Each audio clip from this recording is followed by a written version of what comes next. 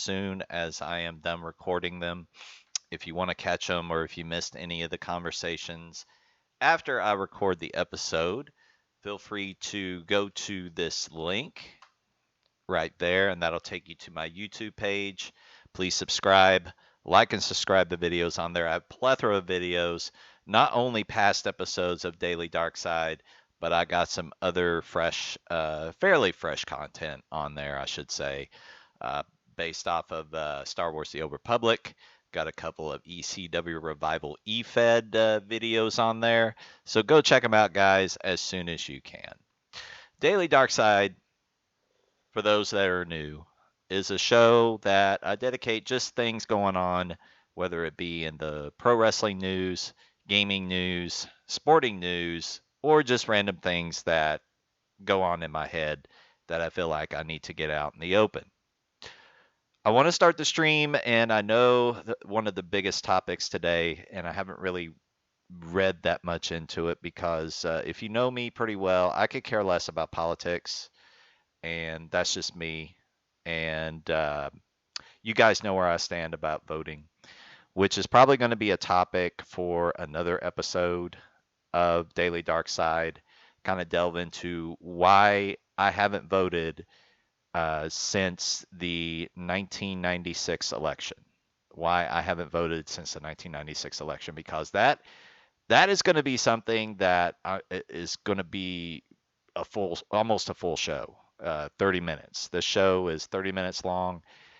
And even though I feel like I shouldn't have to explain myself, or nobody should have to explain why they don't want to vote or why they choose not to vote, it is totally a choice. The beauty of this country is that we have freedom of choice. It's one of the greatest freedoms we have in the United States. I choose not to vote, period.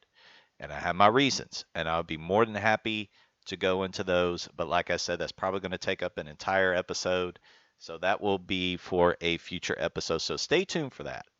Definitely stay tuned for that. For those who are on Twitch, I welcome you coming in. Please drop a follow, or you can subscribe. Either way. And there are perks for following and subscribing. And if you do, hey, thank you very much for all the endless support, and to those that are recently followed, and the followers and subs that have recently subbed. I appreciate it very, very much. Let's get this show on the road. It is 6:03 p.m. Central Time. We're doing an evening edition of Daily Darkside today. Those that don't know, I was under the weather late last week. There were no Daily Darksides for Thursday or Friday, but we're back in the full swing of things. Let's get this thing kicked off. I was trying to debate what should I start off with first, football or this interesting article I found in Forbes. And I figured, why don't we talk about this? Because it's something that I might be interested in the future. Although, with me, my interest in what I want to do in my life have changed on and off. I have so many interests. I've been called the jack of all trades, and this isn't coming from this is coming from my the people that I've worked for, my supervisors. It's this world has so many different options for careers, for jobs, and one of the biggest businesses out there is the gaming media and the gaming industry. And I found this very interesting article on Forbes.com, and it is 3 reasons why it's a great time to be in the gaming business. And I thought I'd share this with you. It's an article written by Mark Vina, who is a contributor to Forbes. And I figured I'd go over these. I'm not going to read the whole article, of course, but just sort of get into the gist of it. So, anybody out there that doesn't really know what they want to do, or if they're stuck at a dead end job and they want to get out of it, And at the same time, they're gamers. Like most of the people that I know on social media and on Twitch, they're gamers, of course. So, what better way for someone to be able to find something they like to do than, to take that next step and be the next gaming developer of a big title or even an indie title? Get into management. I mean, that would probably be something more along the lines of what I would like to do because I've been a manager for retail half of my working adult life. So this is some interesting stuff, and I thought I would share it with you. So, okay, so 3 reasons why it's a great time to be in the gaming business. Let's start with number one. Pre-orders. Pre-orders for Microsoft and Sony's new console refreshes off to a sizzling start. And this section, it pretty much talks about how both Microsoft and Sony have began pre-orders this past week. And for Microsoft, the Xbox One sales during this time frame were up 740% compared to the day before the pre-order. So it's like people have gone out and they have literally purchased the Xbox One because whether you want to attribute to the pre-ordering of the system itself or whether and now granted, check this out. The Xbox One sales were up over 740% compared to the day before. You could also contribute this, guys, to the fact that they purchased the rights to Bethesda for Bethesda to make exclusive content for them, which is huge news. And I talked about that in a previous episode of Daily DarkSide. And if you missed that, again, go to my YouTube link. You can check out that and the past episodes of Daily DarkSide. And but there are two options for the new Microsoft Series. There's the X, which is the full model, the premium model. That's at a $499 price point, and the more affordable Series S model at $299. Now, as a consumer, a gaming consumer in general, I'm intrigued, and especially if there are titles exclusive to Microsoft, to Xbox, I should say, especially if they're not going to come out for PC, which, the biggest part of the time they do. This may be something I might be interested in the future, not right away. I've invested already in a pre-order for PlayStation 5, which I'm going to get to in a moment. But I think that's a great deal that Microsoft is that they got their lower tier system, which I believe is digital only, which is okay with me. I like physical copies. I prefer getting a physical copy of a game than digital because you feel like you physically own it. But I don't have a problem with digital purchasing because let's face it, on PCs nowadays, they don't come with CD-ROMs anymore. Most everything is digital. So, might as well go with the flow. Might as well go with the flow with that, especially if it's a game title that you like. So, yeah, I mean, I think that's a really, really good deal. Okay, so on the PlayStation side, they've been equally impressive. The next generation Sony console, which will hit stores in mid-November, November 12th, if I remember right, is being offered the two versions, a $400 disc-less version, digital version, and a $500 model with a Blu-ray drive. Many retailers exacerbated the PlayStation 5 pre-order madness by jumping the gun and starting pre-orders on the day before they were scheduled to begin. The result was nearly instant sellouts and a lot of angry gamers. And this is, again, another topic that I talked about in the past. And I'm not going to go back in. You guys can go back and watch the past episode of Daily Darkside for my thoughts on my reactions to all the angry gamers out there.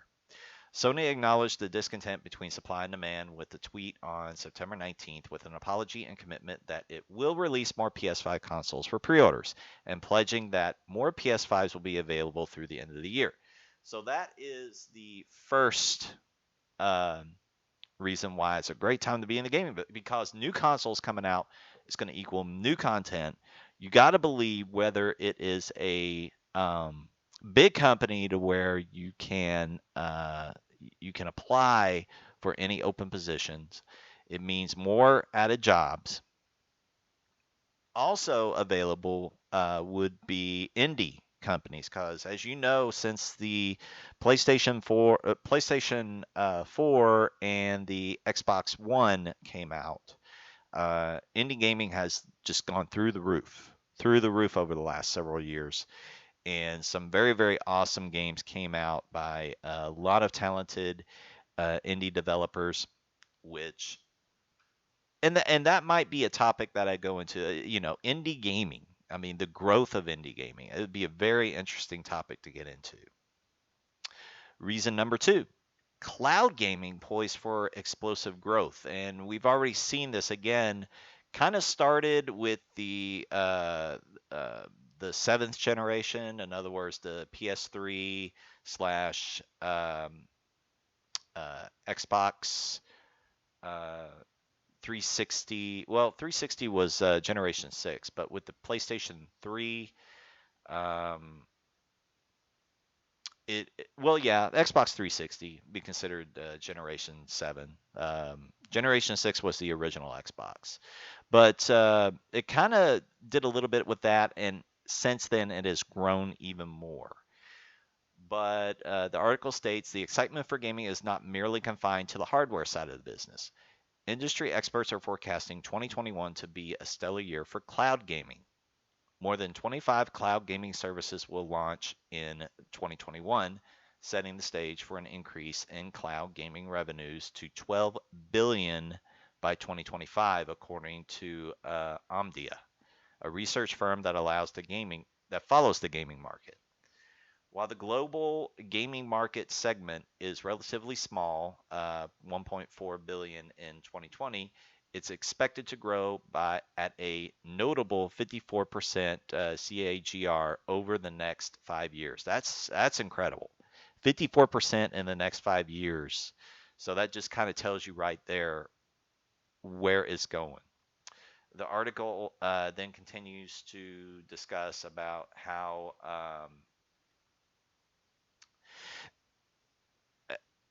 the different the examples that it gives. Xbox Gaming Pass program uses a cloud-based save and play uh, format, and Apple Arcade services, another good example of that.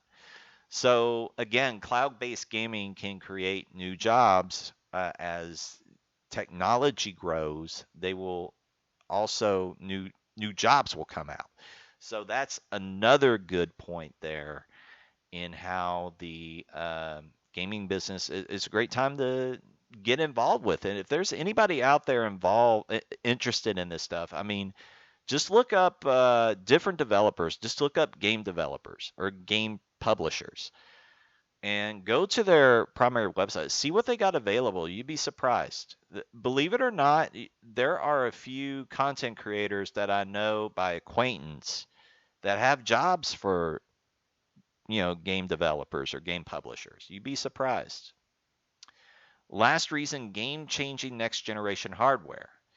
And again, this goes back to the Xbox Series X and PlayStation 5.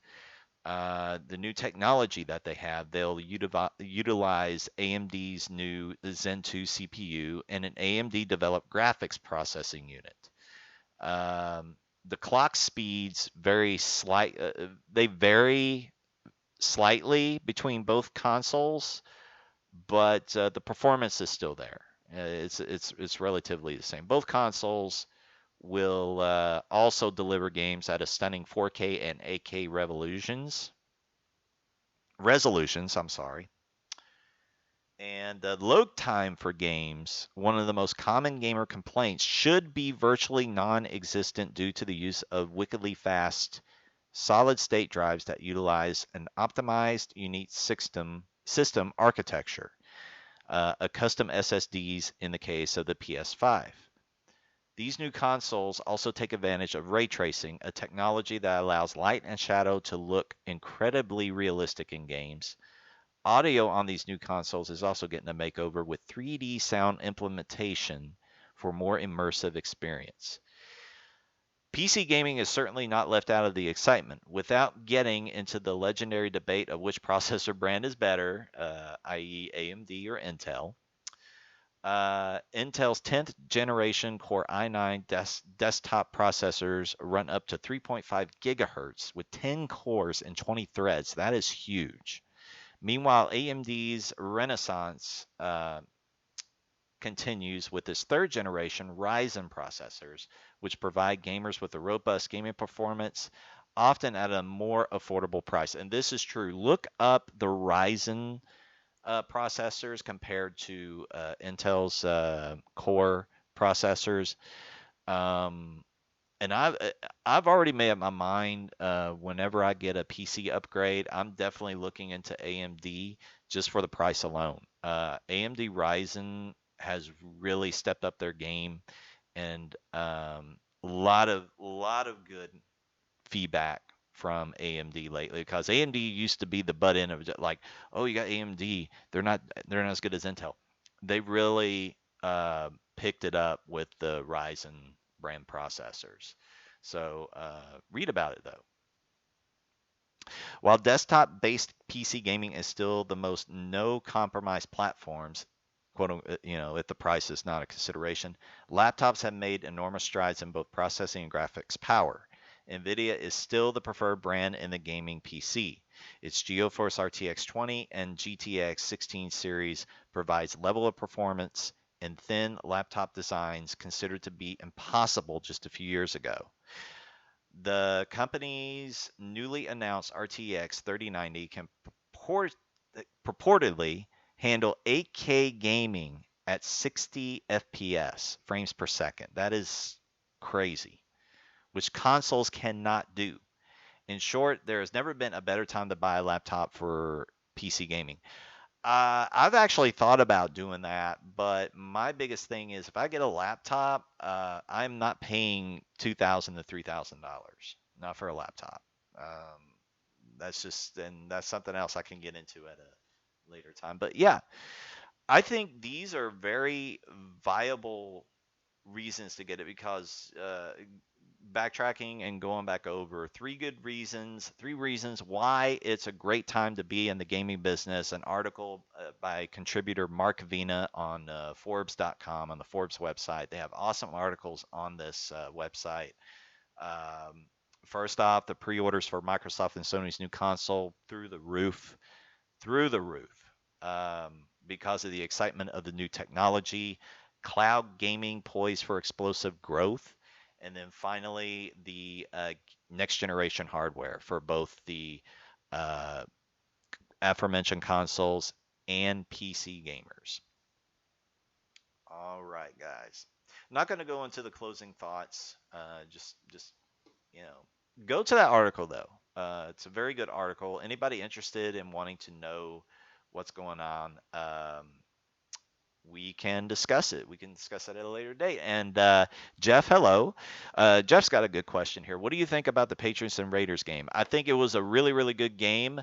I think what was the final score? Hold on, because that was the next topic we were going to go into. It was 36-20 Patriots.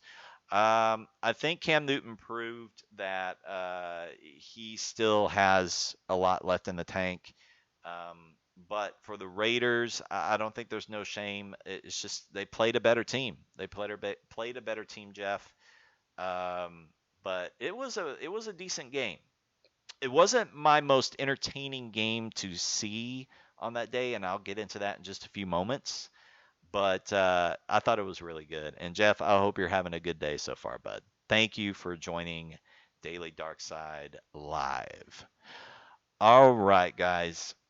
our final topic, since we've got about a 10-minute window here, let's talk about the rest of the games. Let's go through here. First and foremost, we go the Cowboys and Seahawks. What can I say? I mean, Cowboys are 1-2, and they're lucky to even be 1-2. Falcons had that game, but because of, you can call it bad coaching, bad play calling, whatever you want to call it, um, Cowboys won that game. This week, they almost pulled a miracle again. There was one point in the game where they were ahead, and then their defense let um, Russell Wilson score the touchdown. And well, no, I believe it was a field goal. No, it was a touchdown. It was scoring the touchdown to put the icing on the cake, and Seahawks go home 38-31. Um, my takeaway from that, and as a Cowboy fan, and I was listening to talk radio today, uh, somebody's got to be held accountable. Their defense is just shot, but it's got to change if they're going to. It's still a long season. We're not even a quarter into the season yet, and they look worse than what they did last year at 8-8. They look like a 4-win team right now, which is, you go from a head coach that was average at best in the eyes of a lot of people to a head coach who has proven his worth, a Super Bowl winning head coach, um, a mentor to quarterbacks, and this happens. So somebody's got to be held accountable, whether it be the offensive coordinator, and why at this point Mike McCarthy has not taken over play calling. I have no idea, but there may need to be a change. Somebody's got to be held accountable. Bears and Falcons. Well, what can I say about the Falcons? They had a huge lead up into the third quarter, and then Bears went 20 points unanswered to win the game 30-26. Mitch Trubisky. The big news here was Mitch Trubisky get replaced by Super Bowl winning quarterback. Yes, Super Bowl winning quarterback Nick Foles. Um, and I predicted this to happen. Not, I didn't predict this to happen this soon, but and I wasn't too sure what they were going to do with it or how they were going to roll with it. But Matt Nagy announced earlier today that Nick Foles will be starting next week. So yeah, it's the end of the Mitchell Trubisky era for now. I guess we'll see where that goes in the remainder of the season, depending on how healthy Nick Foles will be, because he was injured not once, but I believe twice last season when he was with the Jaguars. So kind of a bum deal for Nick Foles, but he has once again another opportunity to step up to the plate for a new team in the Bears. Bears are 3-0. Let's see how far they can roll with it. Rams and Bills. This was my entertaining game of the day. It was the Rams, then it was the Bills, and the Rams, and the Bills made more play, and now they are 3-0, 2-0 in the division. I think the Bills are the best team in the division. I think, in my opinion, they will go. They will break even. They'll win one game between New England. Um, they'll win one game apiece, I should say. So, but at the end of the day, I think the Bills will win out in the division. I mean, Josh Allen is just crazy. The only thing that worries me about Josh Allen is, in these last three games, there are just moments you just want to like cover your eyes and it's like, oh my God, this guy is going to wind up getting injured. Player's going to wind up getting injured. We've seen enough injuries um, last week, and we don't need to have any more bad injuries. So, um, Josh Allen needs to protect himself, but kudos to the Bills. They move on to 3-0. Browns and the Washington football team. What can you say about the Washington? They're 0-2 in the division, 1-2 overall. Uh, Browns unanswered 17 unanswered points in the fourth quarter. Very great game. It went a little bit higher than what I thought it would be, but Baker Mayfield dialing it in. So very good game. So Browns win that one 34-20. Titans and Vikings. This one had me like biting my nails, especially during the end of the half, because at that point the Vikings were up 17-9. And then in the third quarter, the Titans, I guess whatever Mike Vrabel told them, they were buying it because they went 16 points against 7 that the Vikings put up. And then in the fourth quarter, both teams scored 6 points. At the end of the day, though, Titans made more plays. Titans win by a point, 31-30. Very good game there. That was probably in my top 5 as part of the entertainment factor. But you know, Patriots and Raiders we already discussed. Like I said, the key thing here, Cam Newton. I mean, early in the season, he's still pretty good. Let's face it. Cam Newton and the Patriots go over. 49ers and Giants. I'm very astonished how. I mean, this just tells you how bad the Giants really are. The ironic thing is, both these teams suffered key injuries the prior week, and they went up against each other. Nick Mullins, very impressive game, 25 of 36, 343 yards. Kudos to him. He was one of the top players of the game for a backup. Very impressive. Excuse me. But 49ers, I mean, they still look for real. If they can do this to other teams that aren't average to below average, then, you know, we got a game. We got ourselves a season for the reigning and defending NFC champions. 49ers up 36-9. Um, Bengals and Eagles went to overtime. I mean, this is just a case where it's two, and no offense to anybody who's a fan of either of these teams. I work with someone who's an Eagles fan, and he agreed with me. We were kind of talking about it for about 10, 15 minutes. I mean, let's face it, both these teams are garbage. Garbage, garbage, garbage. But with that being said, the plus side for the Bengals is they have a future to build on with Joe Burrow. Joe Burrow went 31 of 44, 312 yards and 2 touchdowns. He was one of the top performers in the game despite tying it and a couple of crazy situations. Tyler Boyd, I've been high on Tyler Boyd the last couple of seasons as a very solid number 2. Uh, AJ Green, obviously their go-to guy, but if he wasn't there, Tyler Boyd would definitely be the man on that team and probably any other team in the league. Uh, 10 receptions, 125 yards. So someone had a good day if they had him on their fantasy team. But tie game. And ironically, back in 2008, if you guys remember, this was the game where back then Donovan McNabb didn't even know that a regular season game could go in a tie. So who'd have thunk it, right? Let's see.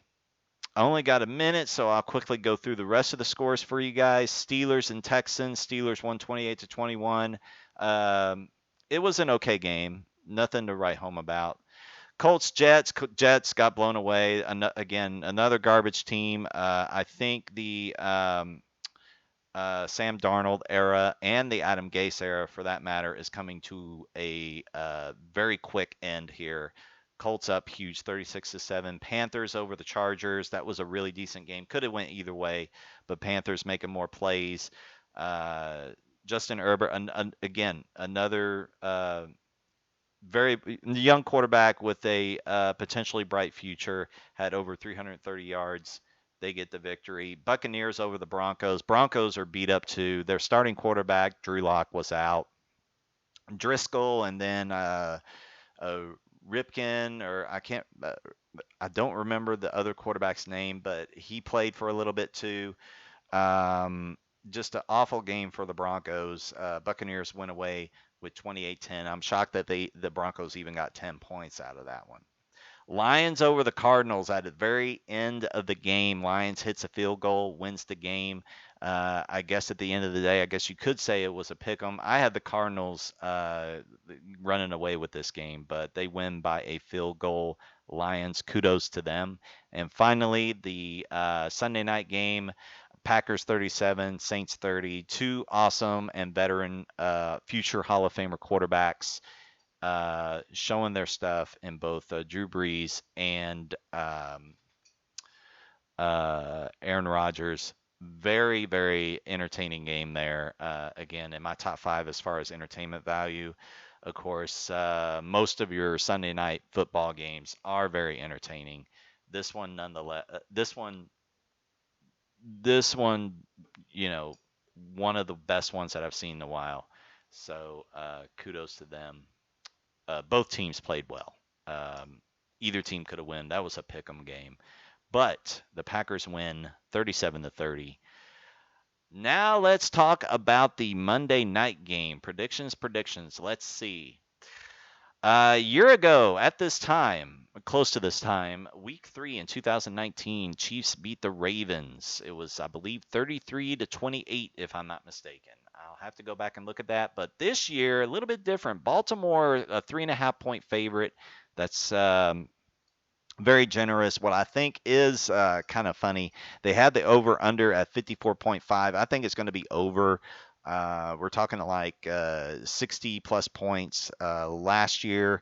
I think it's going to be about the same this year, except this time, Ravens, they have a top 5 defense. Chiefs, rushing defense is very, very questionable, and the Ravens are a run heavy team. I have the Ravens winning this 35 to 30. I think it's going to be really, really close. But yeah, 54.5 points is, I think that's a little bit understated there. This thing's going to be 60 plus. You wait. I would not be surprised, but we'll see. All right, guys. With that being said, that is the end of today's daily dark side. I want to appreciate everyone who came in. Jeff came in a moment ago. Anybody else who wants to go back and check out the show, feel free. Just go on my video on demand or my YouTube channel. I'll put up the link once more. There's to my YouTube channel. Also, anybody that is not oh, by the way, on my YouTube channel, please like and subscribe. Greatly appreciate it. And also, if you are not following me on Twitter, guys on Twitch, I will put up my link. Those of you watching on YouTube, I have the link there, right there for you to access, as well as my Discord. Join my Discord. Greatly appreciate. Thank you guys for listening. Those that are here, those that are lurking, anybody that have came in to listen to the show. I will be back once again, bright and early, 7 a.m. tomorrow, and we'll hope to see you then soon. If not, the show will be uploaded on YouTube really, really soon. But with that being said, guys, thank you so much. May the force be with you. I will be back again tomorrow morning, 7 a.m. Central, for another episode of Daily Dark Side. Until next time, take care, everyone. Thank you for joining.